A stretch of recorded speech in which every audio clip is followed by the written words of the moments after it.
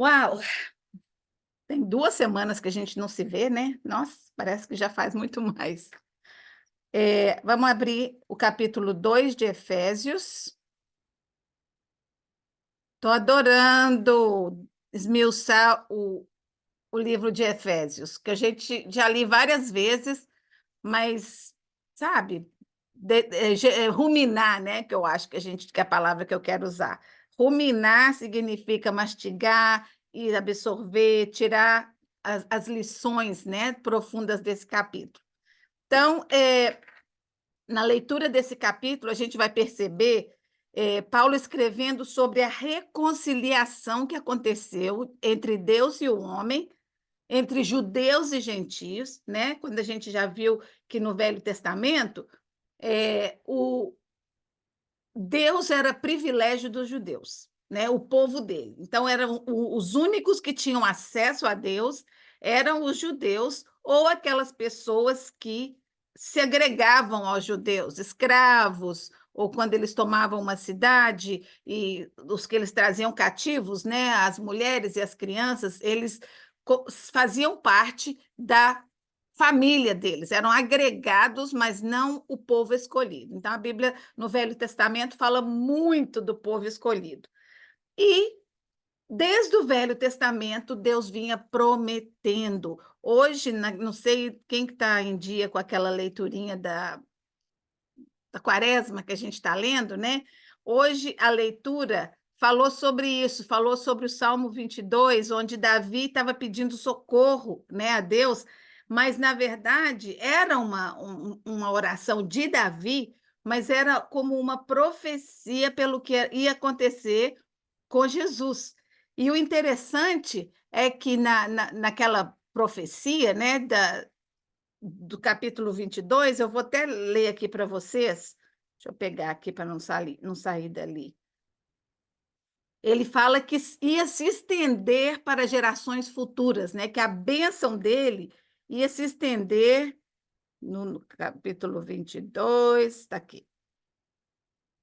Fala assim: todos os ricos da terra se banquetearão e o adorarão. Todos os que descem ao pó se prostrarão diante de ti, até mesmo aqueles cuja vida se esvai. Então, aqui está dizendo assim: virão e proclamarão os seus feitos de justiça. Um povo que ainda não nasceu contarão o que ele fez. Então, isso aí está falando para a gente, né? A gente nem estava lá ainda, nem Jesus havia nascido ainda, e a gente já estava fazendo parte dessa promessa. Então, Paulo vai falar um pouquinho sobre essa reconciliação, como que aconteceu e o que Deus fez por nós, né? Ele enfatiza mais uma vez, Paulo vem fazendo isso desde quando ele converteu, né? Que a salvação é pela graça, é um privilégio, é um presente, né? Que não é nada que eu possa fazer para absorver ou para ganhar essa salvação. Não é porque eu sou boazinha, não é porque eu faço caridade, não é porque eu faço as novenas todas do mundo, ou que eu vou rezar o que tiver que me mandaram. Não, isso não vai te trazer a salvação. A única maneira para a gente conseguir a salvação em Jesus Cristo, através do sangue de Jesus, através daquele Cordeiro de Deus precioso que deu a sua vida por nós, né? Então, nós vamos começar a leitura. Paulo enfatiza que a obediência de Jesus ao plano de Deus para nos resgatar o levou à morte, mas que após a ressurreição, Deus deu a Jesus autoridade sobre tudo. A gente viu no capítulo anterior que ele está sentado à direita de Deus. Então, Deus deu ele autoridade acima de todo governo e autoridades na terra, acima de todo poder e domínio, acima de todo nome que se possa invocar. Todas as coisas estão sujeitas debaixo dos seus pés e ele tem o total controle de tudo. Então, outra coisa importantíssima é que Deus o colocou como cabeça da igreja. Isso a gente leu no capítulo anterior, no finalzinho do capítulo. Então, nós Todas as pessoas que professam o nome de Jesus como Salvador, somos a Igreja de Cristo. A Igreja de Cristo não é um templo construído de tijolo ou de mármore, ou seja o que for que ele é construído. A Igreja de Cristo é construída através de vidas de pessoas que professam o nome de Jesus. Então, cada um de nós é um tijolinho na Igreja de Cristo, né? A Bíblia também menciona como o corpo de Cristo, né? Paulo faz referência a isso várias vezes. Nós somos o corpo de Cristo. Uns têm o olho, cada um tem a sua função, né? O olho não pode dizer para a mão, não preciso de você, sai para lá. Não. Todos nós dependemos uns dos outros para funcionar perfeitamente. Então, é esse o nosso trabalho. Nós somos o corpo de Cristo, a Igreja de Cristo. E ele é o nosso mestre, o nosso cabeça, ninguém mais. Então, começando a leitura, versículo 1 e 2 do capítulo 2 de Efésios. Vocês estavam mortos nas suas transgressões e nos seus pecados, nos quais costumavam viver quando seguiam os padrões deste mundo e o príncipe do poder do ar, o espírito que agora atua nos filhos da desobediência. Lembram no começo, no videozinho que eu mandei sobre o livro de Efésios, que era uma cidade de muita idolatria, de muita perversidade, de muita orgia. E uma coisa interessante era que nessas religiões gregas, das mitologias e tudo isso, os deuses exigiam sacrifícios terríveis das pessoas para conseguirem bênçãos, para conseguirem curas. Então, às vezes, era até sacrifício de crianças, de mulheres, de pessoas. Então, assim, era abominável a Deus esse tipo de coisa. Então, ali, imagina que os judeus que viviam ali, né, que conheciam a Deus, rejeitavam aquele tipo de cultos ou de vida. Quando Paulo veio com a mensagem do evangelho e eles se converteram, e aí até os judeus se converteram, a mensagem era ainda mais profunda, porque um homem, naquela cultura, né, eles se entregavam para o Deus que eles serviam. No evangelho que Paulo estava ensinando, Jesus se entregou por ele, uma pessoa pecadora, né? Foi uma pessoa que desceu do céu, o Filho de Deus, e se entregou. E a única coisa que a gente tem que fazer é aceitar, é acreditar. Então, para eles, aquilo ali era assim, uma coisa do outro mundo. Então, os gentios dali de Éfeso ficaram fascinados com o evangelho de Paulo e converteram, né? Aí o outro problema que eles enfrentaram era os judeus aceitarem que eles fossem parte de uma coisa só. Então ali tinha duas barreiras a ser vencida, era a barreira da crença, né? A barreira dos rituais e a barreira da raça, né? Era aquela aceitação. Então, Paulo disse que antes de Jesus, essas pessoas eram espiritualmente mortas. Estavam mortas nos seus delitos e pecados, nas suas transgressões, né? As traduções da Bíblia dizem diferentes palavras, mas que significam o mesmo, né? Então, existem vários tipos de vida, né? A gente nem tem umas aqui que são mais estudadas que outras, mas a gente sabe que tem vida animal, vida vegetal, vida mental, vida moral, vida espiritual. Então, tem vários tipos de vida. Mas a vida espiritual, ela é a vida que vai continuar depois que essa vida vegetal, material nossa terminar, né? Então, muita gente se dedica muito à saúde mental, à saúde física, à saúde alimentar, mas esquece de alimentar a alma, o espírito, né? Esse é onde está o relacionamento com Deus, né? Então, aqui Paulo está dizendo que essas transgressões, que esses pecados faziam com que as pessoas estivessem mortas espiritualmente, mas que através de Jesus eles receberiam vida, vida não só vida espiritual aqui, mas uma vida eterna, uma vida depois da morte, né? Então, assim, uma pessoa pode estar viva em um sentido e morto no outro. Quantas vezes a gente vê uma pessoa que está no hospital, né? Morreu, brain dead, né? O cérebro já não funciona, mas o coração ainda está batendo. Então, está com a morte cerebral, mas o corpo ainda está vivo, né? Então, a mesma coisa, tem muita gente andando pelo mundo morto-vivo, porque está vivo fisicamente, mas está morto espiritualmente. Por que que a gente está vivendo um século de tanta maldade, de tanta perversidade, de tanta, não sei, as coisas erradas sendo assim faladas e aceitadas? Por quê? Porque o espírito das pessoas está morto. As pessoas estão vazias por dentro e elas estão buscando encher com coisas que não vão satisfazer.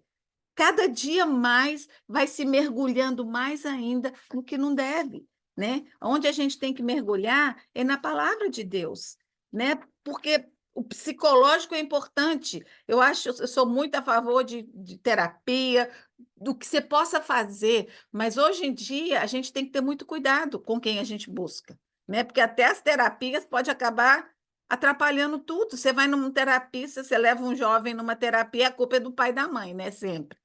Sempre a culpa é do pai e da mãe, vai sempre. E não é, sabe? Claro que a gente, como pai e mãe, quase todos nós somos mães, né? A gente faz o melhor para acertar, mas a gente vai errar. Nós somos humanos. O único que nunca errou tem uns filhos que nem nós, imagina a gente. Sendo pai e mãe simples, né? Que ser humano que comete erro, né? A Bíblia usa muitas imagens diferentes para descrever o homem que não é salvo. Então, eu vou ler alguns versículos aqui. O que é ser salvo? Ser salvo, o Paulo vem falando muito isso recentemente, sobre nascer de novo, né? Por quê? Porque ele acha que quando você está morto espiritualmente, quando você encontra Jesus, o que acontece? Um novo nascimento. Você nasce de novo, você nasce espiritualmente, e aí a sua vida vai ter mais sentido na área física, na área mental, tudo se completa. Eu já ouvi falar, e outro dia foi interessante que eu escutei falar isso, eu já ouvi falar isso muito na igreja, mas outro dia eu escutei falar isso num lugar secular, que todo ser humano tem um vazio do tamanho de Deus dentro dele. E esse vazio só vai poder ser preenchido por Deus. Nada mais. Você pode tentar tudo o que for, mas a única coisa que vai ser capaz de preencher aquele vazio do tamanho de Deus que está ali é Deus, né?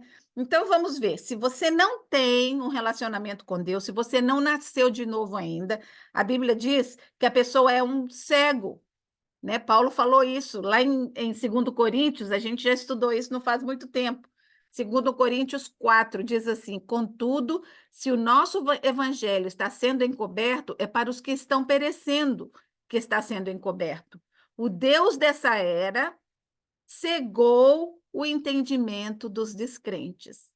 Então, existe, a gente falou também antes, que existe um mundo espiritual, onde tem guerras espirituais, né? Deus e o diabo lutam aí, né? Deus manda os seus anjos para lutar por nós muitas vezes. Quando a gente está enfrentando dificuldades, quando a gente está com medo, com ansiedade, com doença, né? Tem uma área que a gente não está nem vendo que Deus está lutando por nós, né? Existem alguns, eu sou muito visual, então eu adoro quando alguém desenha alguma coisa nesse sentido, né? Então era assim, uma pessoa ali chorando porque está passando por uma coisa difícil, mas na área espiritual ele não vê o tanto de coisa que Deus já livrou, que protegeu para que não chegasse a ele, né? E é assim, a gente tem que crer nisso e ter olhos espirituais para ver, né?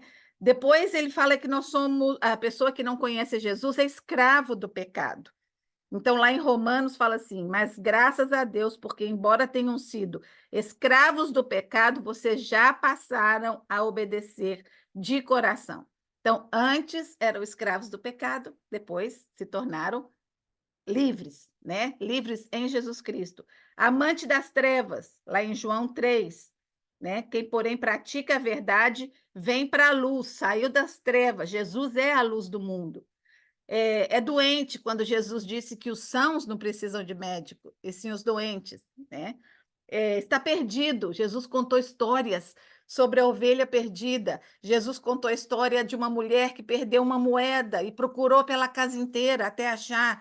Então, todas essas parábolas eram fazendo referência ao nosso estado, quando a gente está longe dele, a gente está perdido, né? Depois ele contou a história do filho pródigo, né? Que se foi, que abandonou o pai, se foi, fez o que quis, gastou todo o dinheiro até ficar lá no meio dos porcos, que era a coisa mais humilhante para os judeus.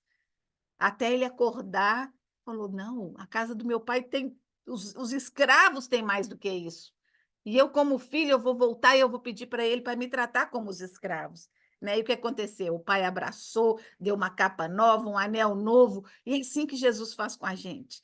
Né? Quando a gente reconhece que a gente está vivendo longe, que a gente está comendo a comidinha de porco, né? E a gente volta para ele e fala: me perdoa, eu quero estar ao seu lado. Aí ele nos limpa, nos veste com vestimentas lindas e novas e nos aceita de novo.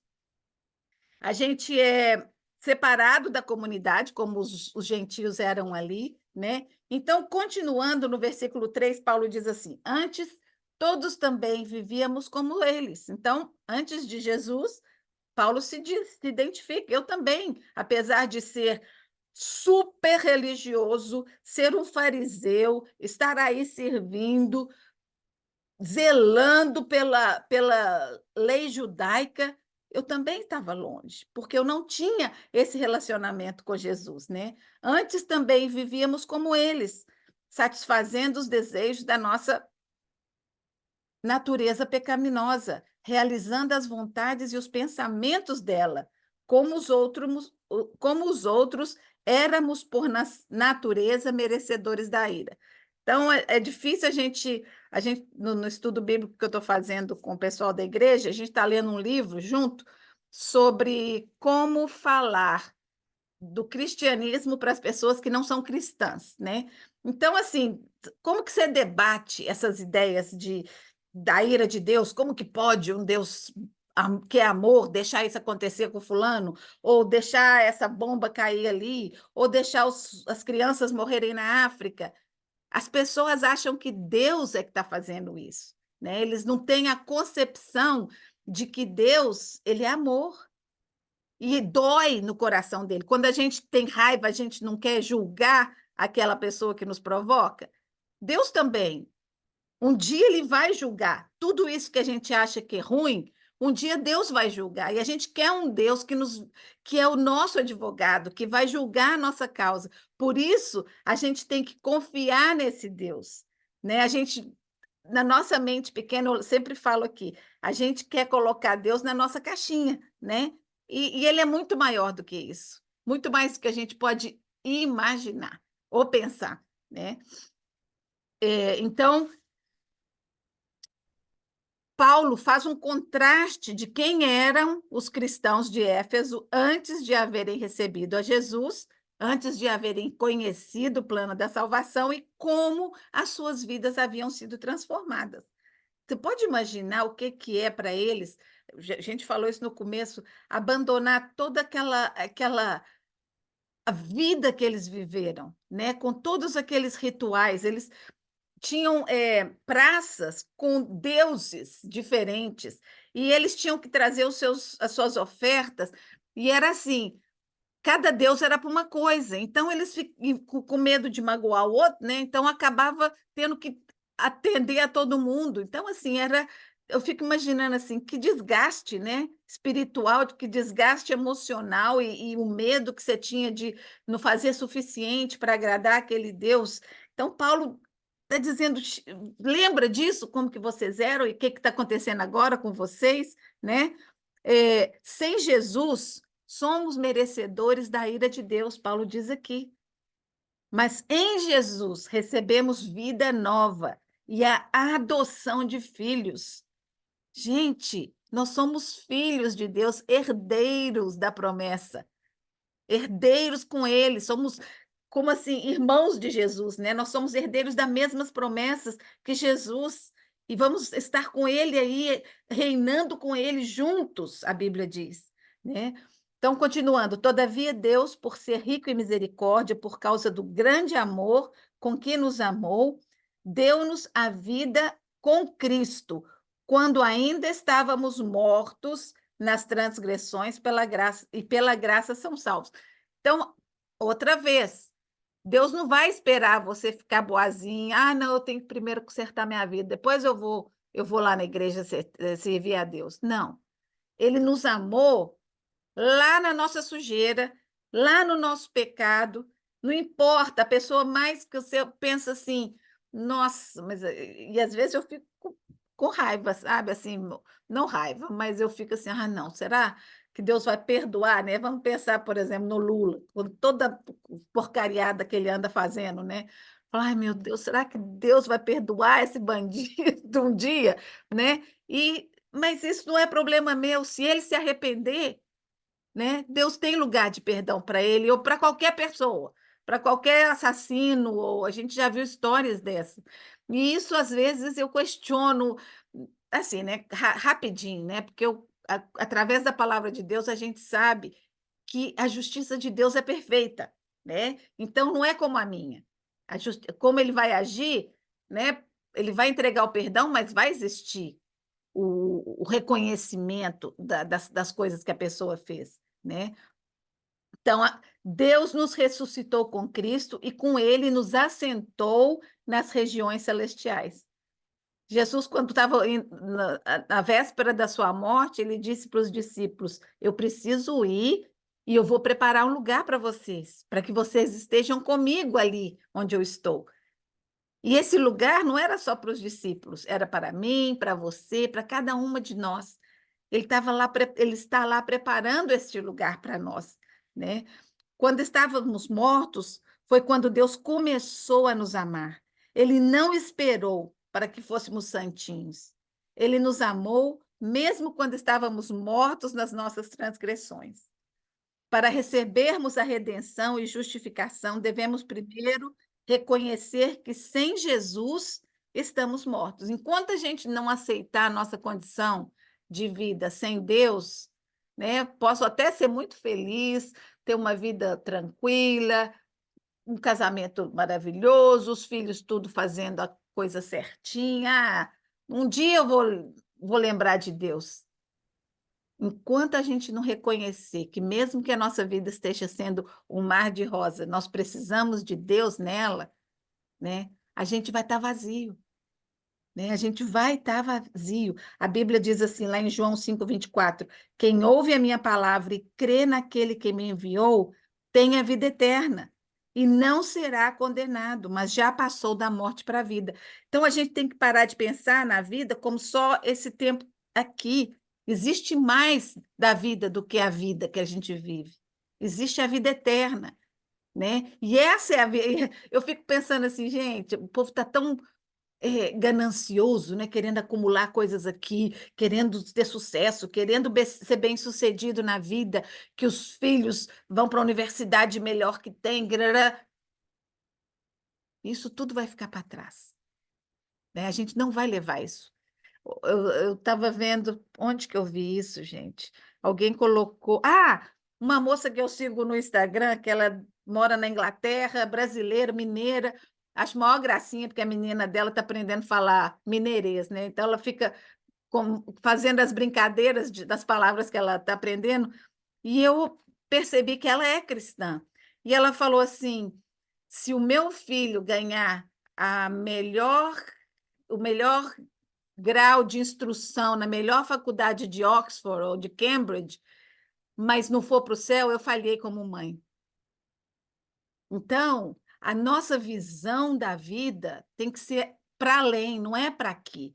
Não é o filho ter sucesso numa carreira, é o filho ter sucesso, tá bom numa carreira, ser próspero, mas que ele tenha um relacionamento com Deus. Isso é o mais importante que nós devemos buscar na nossa família, né? Paulo lembra aos leitores dessa carta que ele escreveu que Deus nos ressuscitou, fazendo com que morrêssemos para o pecado e para a vida antiga, para viver para a vida nova com Cristo, né? É, Aí ele continua: pela graça vocês são salvos por meio da fé. Isso, se vocês tiverem biblinha de papel, esse é um daqueles que a gente tinha que rabiscar aí, ó. Pois pela graça sois salvos por meio da fé. E isso não vem de vocês, é dom de Deus, não de obras, para que ninguém se glorie. Muitas pessoas pensam que fazendo as coisas ou fazendo grandes doações que você vai conseguir a salvação. E é isso que Deus não quer. Ele não quer que as pessoas se sintam privilegiadas ou se sintam galardoadoras dessa bênção. Isso é privilégio daqueles que aceitam pela fé. É de graça, né? Ele não vai esperar você ficar onde você acha que tem que estar, porque você nunca vai conseguir. Para agradar a Deus, você nunca vai conseguir fazer coisa suficiente. Mas quando você fala, eu não mereço, eu sou pecador, me perdoa, eu aceito o seu filho, é só isso. Esse é o passe, esse é o ticket para a salvação, né? No capítulo 1, versículo 19, a gente viu que depois da ressurreição, Deus deu a Jesus o lugar de honra, quando eu falei ali no começo, né? E assentou Jesus nas regiões celestiais. E depois que nós morrermos, nós também vamos assentar nesses lugares. Por isso que eu fico pensando assim, quando vocês acham esquisito que eu falo que eu estou doidinha para chegar lá, eu estou. Porque, gente, esse é o meu destino. É o meu destino. E cada vez que eu leio mais e mais a Bíblia, mais eu quero. Ah, não gosto daqui? Gosto. Gosto muito do mundo, gosto muito da minha vida, gosto muito dos meus amigos, amo a minha família, mas não tem nada melhor. A gente agora na igreja, a gente está nessa época de rodeio, a gente canta muita música western e das antigas, né? Dos gospel antigo, e quase todas elas falam do céu. Falam, nós cantamos semana passada, falando assim: eu estou indo para casa com Jesus, num piscar de olhos. Aí eu cantava numa alegria e a Patrícia do meu lado assim: ah, não, para de falar isso, você fica falando isso. Mas é uma alegria, sabe? As músicas são felizes, não são músicas fúnebres, são músicas de alegria. E é isso que a gente precisa, sabe? A gente precisa ter expectativa e olhar para essa segunda parte da nossa vida com alegria, não com desespero ou com regret, né? Não, a gente tem que olhar para com essa fase, a gente nunca sabe quando é a nossa hora. A gente está vendo, a gente vê um velhinho morrer, viveu uma longa vida, mas a gente vê jovens morrer. A gente está vendo o Joãozinho passando por essa dificuldade. A gente ora para que Deus tenha misericórdia, que dê uma vida longa para ele, mas a gente não sabe, né? Então ninguém sabe quando é a nossa hora. Então, quanto mais preparada a gente está, né, para sabendo para onde que eu vou, sabendo com certeza absoluta para onde que a gente vai. Isso é uma alegria, não só para a gente, como para as pessoas à nossa volta. Eu tenho certeza que nenhum de vocês vai chorar quando eu morrer. Por quê? Não porque não gosta de mim ou não vai ter saudade, mas porque sabe que eu vou estar onde eu queria estar. Vai ser uma festa, né? Então, eu tenho certeza disso. Então, gente, tem um versículo lá em Filipenses que fala assim: a nossa cidadania, porém, está nos céus, de onde esperamos ansiosamente o Salvador, o Senhor Jesus Cristo. Então, a minha cidadania, ó, eu sou brasileira, eu sou americana, mas o mais importante para mim, eu sou uma cidadã do Reino de Deus. Essa cidadania, esse passaporte, para mim, é o mais valioso de todos, né? Uma maneira de ver a grandeza de Deus é ver como ele implora ao homem para aceitá-lo. Eu fico pensando assim, quando a gente dá um presente, né? Você embrulha um presente bonito, vamos pensar, aí você leva o presente para alguém e a pessoa está numa festa, tem um monte de coisa acontecendo e ela nem dá bola para o seu presente, né? Nem viu o que você trouxe, nem nada. Então, assim, a atitude normal, né? Ou você bota ali num canto, ou então você fala, não quer, então vou levar de volta, né? Azar seu se você não quer. Mas Deus não é assim. Ele continua vindo, ele continua mandando alguém para te falar, continua deixando você passar por uma coisa ou outra para ver se você se volta para ele, né? Ele não manda, mas ele permite muitas vezes que as coisas nos aconteçam. Deus não vai mandar uma doença para alguém. Quem manda essas coisas é o inimigo, mas Deus usa essas coisas para a sua glória, né? Por isso que é tão importante a gente dar glória a Deus quando uma cura é feita, porque é para a glória dele, e somente para a glória dele que ele faz essas coisas acontecerem. O versículo 8 e 10. Foi dormir aqui, minha Bíblia.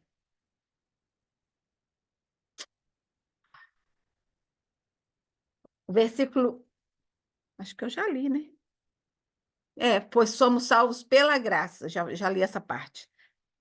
A fé é a ação que permite que a graça de Deus inunde as nossas vidas.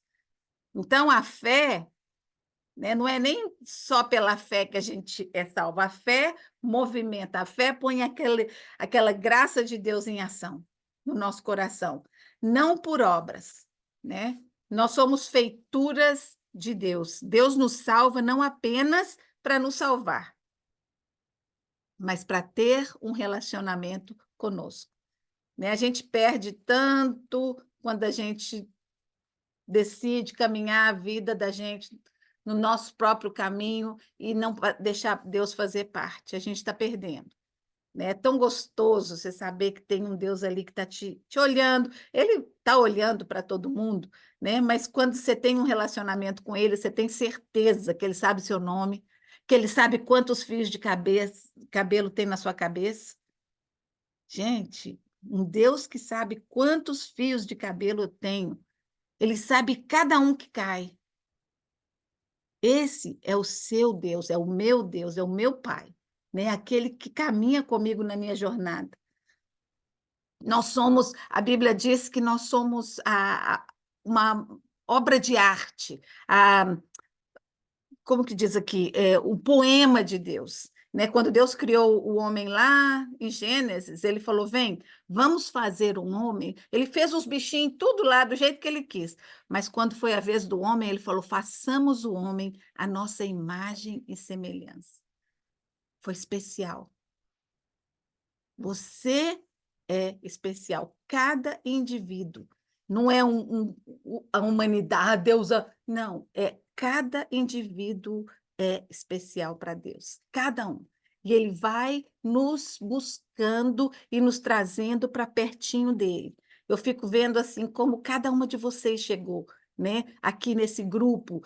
Umas ouviram muito tempo, tá, um dia decidiram participar. Cada uma tem uma história que chegou aqui, mas todas nós estamos aqui buscando esse Deus, buscando intimidade com esse Deus, e isso é maravilhoso, sabe? Eu acho lindo como que Deus trouxe cada uma num momento diferente, né? E isso é que é a individualidade de Deus, né? O amor de Deus que salva a minha vida, ele também transforma a minha vida. A gente não vai ser o mesmo depois desse encontro com ele. A gente não continua sendo o mesmo. Realizada em Cristo Jesus para fazermos as boas obras, né? Então, as boas obras são necessárias, são importantes, mas elas são um reflexo da pessoa que serve a Jesus, da pessoa que foi transformada para Jesus, não da pessoa que quer ganhar uma graça com Jesus. As obras são reflexo. Eu e você deveremos, nas nossas ações, nas nossas atitudes, nas nossas palavras, refletir. o nosso relacionamento com Deus, né? A gente fala que as más companhias corrompem os bons costumes, e muitas de nós podemos perceber isso nos nossos filhos, né? Como existiu uma transformação em certo momento na vida, dependendo da pessoa que eles estavam andando, com quem que eles conviviam, como que, que eles absorveram, né, aquelas coisas uns dos outros. E o mesmo acontece com Jesus. Quanto mais perto dele a gente caminha, mais parecido com ele a gente vai ficar, né? Aí, agora, Paulo vai falar da unidade com Cristo, no versículo 11. Portanto, lembre-se de que antes vocês eram gentios por nascimento, chamados da incircuncisão. Vem a história de novo da incircuncisão, feita no corpo por mãos humanas, e que naquela época vocês estavam sem Cristo, separados da comunidade de Israel, sendo estrangeiros quanto às alianças da promessa, sem esperança. Então, imagina, coitado daqueles gentios. Tinha nada. Não eram circuncidados, não era dos judeus, né? Não tinha nenhuma proximidade de Deus. Aí veio Jesus e o véu foi rasgado, o véu da separação foi rasgado, né? Aí ele continua: agora, porém, em Jesus Cristo, vocês que antes estavam longe foram aproximados pelo sangue de Jesus, pois ele é a nossa paz, o qual de ambos fez um e destruiu a barreira, o muro da inimizade, anulando no seu corpo a lei dos mandamentos, aquelas leis severas, né, do Velho Testamento. Jesus anulou com o seu sangue, com a sua morte e ressurreição. Sem Cristo, todos nós, os judeus os gentios naquela época e nós hoje, somos separados. Sem Cristo, nós estamos sem bênçãos espirituais, sem luz, sem paz, sem descanso, sem segurança e sem esperança. Em Cristo, nós temos vida, nós temos esperança, nós temos luz em Cristo. Em Cristo Jesus, os judeus e os gentios se tornaram um povo só. As diferenças culturais não importavam mais. Agora, isso tem que ficar claro que isso aconteceu apenas para os judeus cristãos, porque os judeus que não aceitam Jesus, né, que ainda estão esperando o Messias, eles ainda rejeitam os gentios. Eles ainda não aceitam que Jesus fez essa união, né? Então, esse fato aqui, Paulo está dizendo dos judeus que haviam se convertido, né? Que também isso aconteceu com muitos judeus naquela época. O que era antes exclusividade de um grupo de pessoas ou de uma raça se abriu para que os cristãos se tornassem uma grande família. A separação havia acabado. A mesma coisa é válida hoje. Somos irmãos de todos os cristãos espalhados no mundo. Alguns com doutrinas diferentes das nossas, outros com crenças secundárias, que não são as mesmas das nossas, mas todos com a mesma crença fundamental. Nossa unidade em Jesus é muito maior que as nossas diferenças. Muito maior. Nós cremos que Jesus é o Filho de Deus, nós cremos que ele veio ao mundo, se fez homem, nós cremos que ele morreu por nós na cruz e cremos que ele ressuscitou. Isso é o que nos une, né? As barreiras foram derrubadas, unindo os judeus e os gentios. Não podem ser levantadas novamente por causa de denominações. Hoje em dia a gente vê que tem aquelas barreiras enormes, porque, não, aquela igreja ali é muito barulhenta, não gosto daquilo ali de jeito nenhum. Não, fica levantando a mão, batendo palma. Eu gosto das coisas mais tradicionais. Gente, isso é coisa pessoal. Eles estão todos adorando a Jesus. Claro, tem as preferências, eu tenho as minhas, mas eu não vou fazer dessas diferentes maneiras de adorar a Deus uma barreira. Não, nós todos servimos a um só Deus. E olha, quando chegar lá no céu, vai ter de tudo. Vai ter essas músicas doidas que eu não gosto, vai ter rap, vai ter música clássica, vai ter de tudo. Então, se você quer ir para o céu, melhor a gente ir acostumando. Ir ali um pouquinho de vez em quando, pegando o gostinho por uma coisa e por outra, porque é assim que vai ser, né? O céu vai ser um melting pot de todas as pessoas que amam a Deus e que aceitam a Jesus como Salvador. O corpo de Cristo é maior do que uma doutrina secundária, qualquer maneira diferente de adorar. Ele é a nossa paz, o próprio Jesus é a nossa paz. Ele não simplesmente fez as pazes entre Deus e o homem, entre judeus e gentios, ele é a paz, né? Jesus, lá no capítulo 17 de João, antes da morte dele, ele ora, e a oração dele era para que todos sejam um. Ele já sabia que no futuro iam ver diferenças, opiniões, ou diferenças maneiras de adorar, mas ele falou que todos sejam um em meu nome. Jesus fez essa oração lá no capítulo 17 de João, se você quiser ir lá dar uma lidinha. Continuando a leitura, 17. Portanto, vocês já não são estrangeiros, nem forasteiros, mas concidadãos dos santos e membros da família de Deus. Então, nós somos edificados sobre o fundamento dos apóstolos e dos profetas, tendo Jesus Cristo como a pedra angular, no qual todo edifício é ajustado e cresce para tornar-se um templo santo do Senhor. O que é uma pedra angular? Jesus é a nossa pedra angular. A pedra angular de uma construção é aquela que fica numa quina, sustentando toda a base da casa. Né? Se aquela sempre toda casa, apartamento tem aquela coluna que não pode ser tocada, né? Mexe na casa inteira, mas não mexe naquela coluna. E assim é, sabe? Jesus é a nossa pedra angular. Ele é o centro, ele não pode ser tocado, não pode ser mudado, esse conteúdo dele não pode ser mudado. O resto, na casa, vários quartos diferentes, a decoração pode ser diferente, as cores das paredes podem ser diferentes, mas a pedra angular é Jesus. É a Ele que nós servimos, né?